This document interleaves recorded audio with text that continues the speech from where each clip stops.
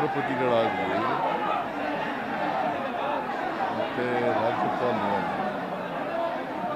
ಅವರು ಸಂವಿಧಾನದ ರೀತಿ ಕೆಲಸ ಮಾಡಲಿಕ್ಕೋಸ್ಕರ ನಾಮಿನೇಟೆಡ್ ಗವರ್ನರ್ಗಳಿದ್ದಾರಲ್ಲ, nominated governor, they are not elected by the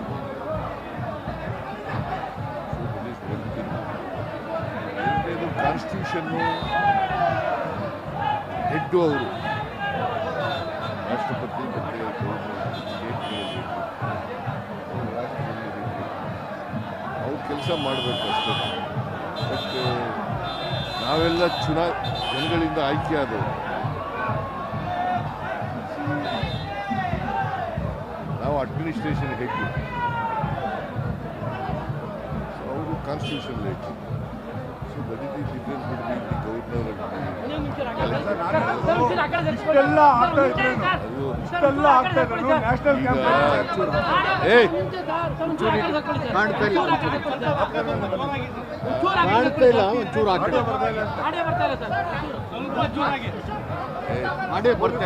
ಜಾಸ್ತಿಯಪ್ಪ ಗಲಾಟೆ. ಅವ್ರದ್ದು ಗಲಾಟೆ ಇರ್ತದೆ, ಅದು ಇದ್ದೇ ಇರ್ತದೆ. ನಿಮ್ಮದು ಗಲಾಟೆ ಜಾಸ್ತಿ ಸರ್. ಇಡೀ ದೇಶದಲ್ಲಿ ಒಂದು ಕ್ಯಾಂಪೇನ್ ಆಗಬಾರ್ದು ಸರ್ ಇದ್ರ ವಿರುದ್ಧ ಅಂತ. ಡಿಬೇಟ್ ಆಗಬೇಕು, ಇಡೀ ದೇಶದಲ್ಲಿ ಡಿಬೇಟ್ ಆಗಬೇಕು. ಯಾರೇ ರಾಜ್ಯಪಾಲರುಗಳು ಅಡ್ಮಿನಿಸ್ಟ್ರೇಷನಲ್ಲಿ ತಲೆ ಹಾಕಬಾರ್ದು, ಯಾರೇ ರಾಜ್ಯ ತಲೆ ಹಾಕಿ.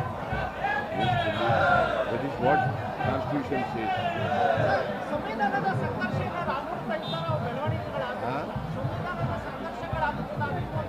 ಸಂವಿಧಾನದ ಸಂಘರ್ಷ ಅಂತೇಳಿ ನಾವು ಅಡ್ಮಿನಿಸ್ಟ್ರೇಷನನ್ನು ನಡೆಸ್ತಾ ಇದ್ದೀವಿ. ಜನ ನಮಗೆ ಮ್ಯಾಂಡೇಟ್ ಕೊಟ್ಟಿದ್ದಾರೆ, ಈ ರಾಜ್ಯದ 5 ವರ್ಷ ನೀವು ಆಡಳಿತ ಮಾಡಿ ಅಭಿವೃದ್ಧಿಪಡಿಸಿ ಅಂತ ಜನ ಮ್ಯಾಂಡೇಟ್ ಕೊಟ್ಟಿದ್ದಾರೆ. ಅದರ ಪ್ರಕಾರ ಮಾಡ್ತಾರೆ. ಆಪರೇಷನ್ ಕಮಲದ ಮುಂದುವರೆದ ಭಾಗ ಆಗೋಗಿತ್ತು ಇಡಿ ಮತ್ತು ಸಿಬಿಐ.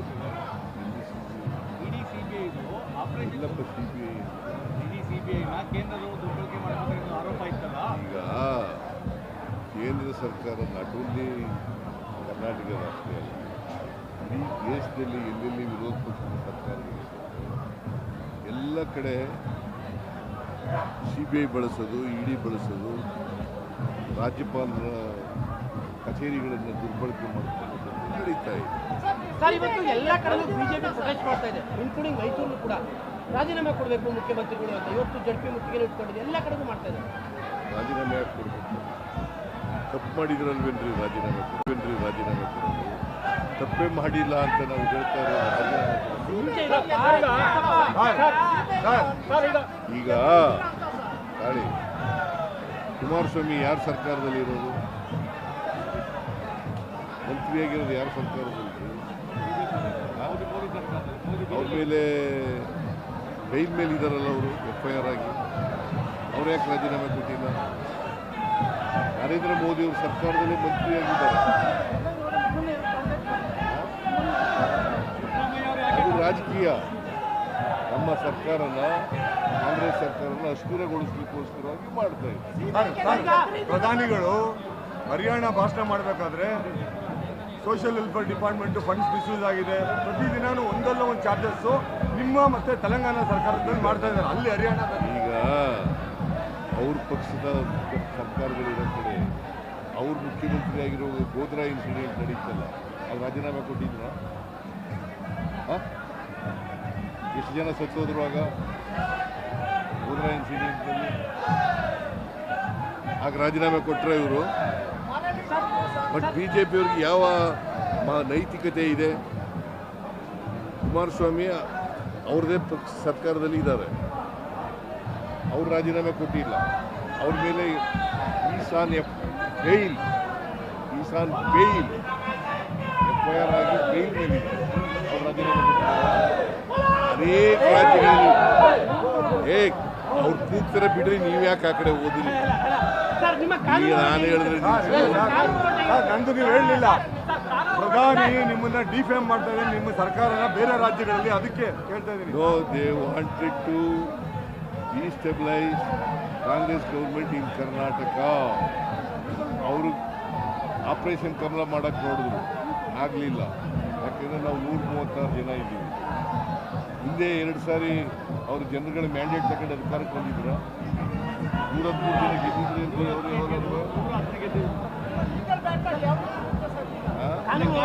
ಹೋರಾಟ ಆಗಿರುತ್ತೆ. ನಾವು ಕಾನೂನು ಪ್ರಕಾರ ಲಾಯರ್ಗಳಿದ್ದಾರೆ, ಲಾಯರ್ಗಳ ಮೂಲಕ ಫೈಟ್ ಮಾಡ್ತೀವಿ. ಕುಮಾರಸ್ವಾಮಿ ಅವರು ಟ್ವೀಟ್ ಮಾಡಿದ್ದಾರೆ, ಲೋಕಾಯುಕ್ತವನ್ನು ಮುಚ್ಚಿದ್ದಕ್ಕೆ ಕರ್ಮ ರಿಟರ್ನ್ಸ್ ಬ್ಯಾಕ್ ಅಂತ ಹೇಳಿ ಟ್ವೀಟ್ ಮಾಡಿದ್ದಾರೆ. ಚೀನಿಲ್ಲ ನಾವು, ಅವರೇ ACB ರಚನೆ ಬೊಮ್ಮಾಯಿ ಅವ್ರ ಸರ್ಕಾರದಲ್ಲಿ ಏನು ಮಾಡಿದ್ರು. ಹಾಗಾದರೆ ಅನೇಕ BJP ಸರ್ಕಾರಗಳಿದ್ದಾವಲ್ಲ, ಅಲ್ಲಿ ACB ಇದೆಯಲ್ಲ. ಈ ಡಬಲ್ ಸ್ಟ್ಯಾಂಡರ್ಡ್ ಯಾಕಪ್ಪ? ಲಾಯರ್ಗಳಿದ್ದಾರೆ, ಲಾಯರ್ಗಳ ಮೂಲಕ ಫೈಟ್ ಮಾಡ್ತೀವಿ. ಕುಮಾರಸ್ವಾಮಿ ಅವರು ಟ್ವೀಟ್ ಮಾಡಿದ್ದಾರೆ, ಲೋಕಾಯುಕ್ತವನ್ನು ಮುಚ್ಚಿದ್ದಕ್ಕೆ ಕರ್ಮ ರಿಟರ್ನ್ಸ್ ಬ್ಯಾಕ್ ಅಂತ ಹೇಳಿ ಟ್ವೀಟ್ ಮಾಡಿದ್ದಾರೆ. ಚೀನಿಲ್ಲ ನಾವು, ಅವರೇ ACB ರಚನೆ ಬೊಮ್ಮಾಯಿ ಅವ್ರ ಸರ್ಕಾರದಲ್ಲಿ ಏನು ಮಾಡಿದ್ರು. ಹಾಗಾದರೆ ಅನೇಕ BJP ಸರ್ಕಾರಗಳಿದ್ದಾವಲ್ಲ, ಅಲ್ಲಿ ACB ಇದೆಯಲ್ಲ. ಈ ಡಬಲ್ ಸ್ಟ್ಯಾಂಡರ್ಡ್ ಯಾಕಪ್ಪ? ಅನೇಕ ರಾಜ್ಯಗಳಲ್ಲಿ BJP ಪಕ್ಷ ಅಧಿಕಾರದಲ್ಲಿರ್ತಕ್ಕಂಥ ರಾಜ್ಯಗಳಲ್ಲಿ ACB ಇದೆ. ಅಲ್ಲ ಅವರು ನೀವು ಎದುರಿದ್ದೀರಿ ಅಂತಾರೆ, ಎದುರು ಬಿಟ್ಟಿದ್ದಾರೆ ಸಿದ್ದರಾಮಯ್ಯ ಕರ್ಮ ರಿಟರ್ನ್ಸ್. ನಾನು ಎದುರಿದ್ದೀನ ಈಗ? ಕೇಳ್ರಿ, ಇಲ್ಲಿ ಅನೇಕ ತಪ್ಪುಗಳು ಮಾಡಿರೋರು ಅವರು ಅಧಿಕಾರದಲ್ಲಿರುವಾಗ ಅವರಲ್ಲಿ ಯಾವನಾರು ಒಬ್ಬ ಭ್ರಷ್ಟಾಚಾರ ಮಾಡದೇ ಇರ್ತಕ್ಕಂಥವ್ನು ತೋರಿಸ್ಲಿ ನೋಡೋಣ. ಸನ್ಮಾನ ಮಾಡ್ತೀನಿ ಅಂತ ಹೇಳಿದ್ರು. ಹೇಳ್ತೀನಿ ಅಂತ ಹೇಳಿದ್ದೀನಿ, ಅದಕ್ಕೆ ಸನ್ಮಾನ ಮಾಡ್ತೀನಿ ಅವ್ರು ತೋರಿಸ್ಲಿ.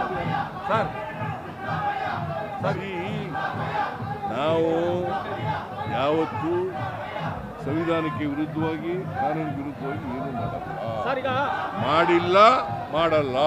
ಈ ರಾಜ್ಯದ ಬಡವರಿಗೆ ಒಂದು ಆತಂಕ ಆಗಿದೆ, ಎಲ್ಲಿ ಗ್ಯಾರಂಟಿ ನಿಂತ್ಬಿಡುತ್ತೋ ಈ ತರ ಡೆವಲಪ್ಮೆಂಟ್ಸ್ ಎಲ್ಲ ಆಗ್ತಾ ಇದೆ. ನಿಮ್ಮ ಸಂದೇಶ ಇದೆ ಸರ್ ಬಡವರಿಗೆ? ನಾವು ಯಾವ ಕಾರಣಕ್ಕೂ ಕೂಡ ಬಡವರಿಗೆ ಕೊಡ್ತಕ್ಕಂಥ ಕಾರ್ಯಕ್ರಮಗಳನ್ನು ನಿಲ್ಲಿಸಲ್ಲ. ನೀವು ಬಂದಂತ ಸಂದರ್ಭ ದೊಡ್ಡ ಬಡ ವೆಲ್ಕಮ್ ಮಾಡ್ತಾ ಇದ್ದಾರೆ ಅಂದ್ರೆ ಸಂದೇಶ ರವಾನೆ ಮಾಡ್ತಾ ಇದ್ದಾರೆ. ಯಾರು? ಜನ ಎದುರು ಅಭಿಮಾನಿಗಳು ಆತಂಕದಲ್ಲಿದ್ದಾರೆ. ಅಂತ ದೊಡ್ಡ ಮಟ್ಟದಲ್ಲಿ ಕಾರ್ಯಕ್ರಮ ಇಲ್ಲ, ನಾವೇನು ಹೇಳಿಲ್ಲ, ಹೇಳಿ ಅಂತ ಅವರ ವಾಲಂಟಿಯರ್ ಆಗಿ ಬಂದಿದ್ದಾರೆ. ವಾಲಂಟಿಯರ್ ಆಗಿ ಪ್ರತಿಭಟನೆ ಮಾಡ್ತಾ ಇದ್ದಾರೆ. ಅದು ಜನರ ಆಶೀರ್ವಾದ ನಮಗೆ ಇದೆಯಲ್ಲ. ನಾವು 136 ಜನ ಗೆದ್ದಿರೋದು. BJP ಅವರು ಅಧಿಕಾರದಲ್ಲಿದ್ದು ಗೆದ್ದದ್ದು ಎಷ್ಟು? ಅವರು 66 ಜನ. ಈಗ ಯಾವತ್ತಾರು ಓಲಿ 2008 ಆಗ್ಬೋದು, 2018 ಮೆಜಾರಿಟಿ ಜನರಿಂದ ಕ್ಯಾಂಡಿಡೇಟ್ ತಗೊಂಡು ಗೆದ್ದಿದ್ದಾರ? ಎಲ್ಲ ಹಿಂಭಾಗಲಿಂದ ಬಂದಿರೋರು ಜನ ಅವ್ರನ್ನ ತಿರಸ್ಕಾರ ಮಾಡಿದ್ದಾರೆ. ಈಗ ನಮಗೆ 136 ಜನ ಕೊಟ್ಟು ನಾವು 2013ರಲ್ಲಿ ಜನ ಆಶೀರ್ವಾದದಿಂದ ಗೆದ್ದಿದ್ದೀವಿ.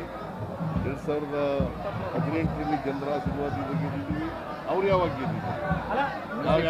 ಯಾವ್ಯಾವಾಗ ಗೆದ್ದಿದ್ದು ಅವಾಗೆಲ್ಲ ಜನರ ಆಶೀರ್ವಾದದಿಂದ ಗೆದ್ದಿದ್ದೀವಿ. ನಿಮ್ಮ ಲೈಫಲ್ಲಿ ಫಸ್ಟ್ ಟೈಮ್ ಈ ಥರ ಕೇಸ್ ಎದುರಿಸ್ತಾ ಇರ್ತಾವೆ. ಅದಕ್ಕೆ ನಿಮ್ಮ 40 ವರ್ಷದ ನಾವು ತಪ್ಪೇ ಮಾಡಿಲ್ವಲ್ರಿ. ಕೇಸ್ ಆಗ್ತಾ ಇದೆ.